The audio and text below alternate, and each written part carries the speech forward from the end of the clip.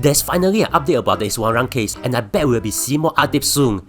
Here's what has been revealed about the case so far. Since the shocking Iswaran case broke out in July last year, details of his case has been as few as the atachi in any ice kacang. His lookalike has already revealed what his saga is all about, but we still don't know what Iswaran saga is all about. The last we heard of his name was in September, when PSP proposed that he should be suspended for the remainder of the current session of the 14th Parliament. That was rejected by both PAP and WP cause he hasn't been found guilty and it's just been cause if that is the case, then the two WP MPs also need to be suspended. That's why you can say that for the first time, PAP and WP agree on something together.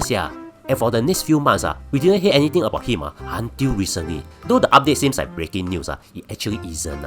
You see, it has been said that this year is going to be a politically significant year.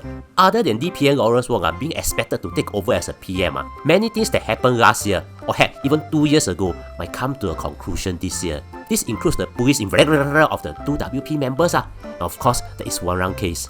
People are wondering if PM Lee will handle all the outstanding matters before handing over the baton, or let Lawrence Wong take over the problems. So, Parliament has its first sitting this year on 9 January. And just for info, not everything will be addressed physically in Parliament. Some questions and answers will be in written instead. So, what happened is that Ms. Hazel Poh, a NCMP from the Progress Singapore Party, asked for an update on the CPIB probe into Iswaran. By the way, Ms. Poh is also the MP who has proposed suspending Iswaran. Education Minister Tan Chuan Tza here, who is also the Minister in charge of Public Service, gave a written answer on behalf of PM Lee. It turns out that the CPIB has wrapped up a robust and thorough investigation, and the matter is currently being reviewed by the chambers. Now, if this sounds cheap, just think of it this way.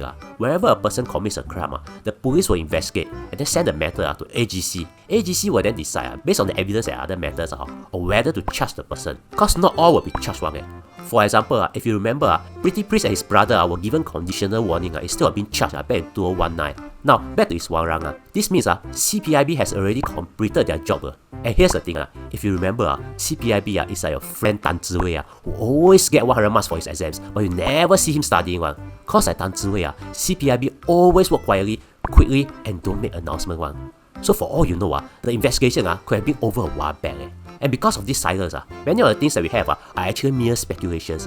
Especially after Ong Beng Seng was also originally involved in the probe. You see, it could be that Iswaran is arrested because he took the MRT train as a transport minister. Hey, conflict of interest. And Ong Beng Seng was arrested because he saw Iswaran outside Jurong's MRT station and passing a cup of Starbucks coffee for free. Corruption. But here's the thing, because Iswaran isn't just a transport minister, he's also the minister in charge of trade relations at the Ministry of Trade and Industry. People found out the publicly known link between Iswaran and Ong Beng Seng is that Ong Beng Seng is the one who brings the F1 race into Singapore. So they just link. Now, why will we be seeing the results soon? Simple. Now that the heavy work, which is the is over, we'll be seeing announcements soon. Cause remember, CPIB is like Tan Zhiwei, but others aren't, so they might have to provide updates.